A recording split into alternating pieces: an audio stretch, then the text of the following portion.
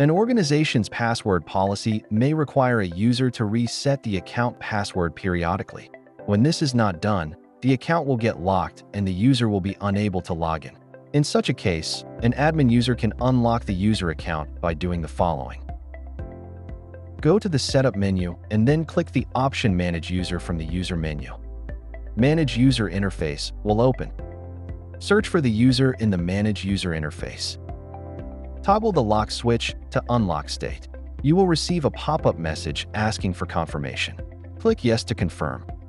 Click Resend Email if you want to reset the password and send the notification to the user via email.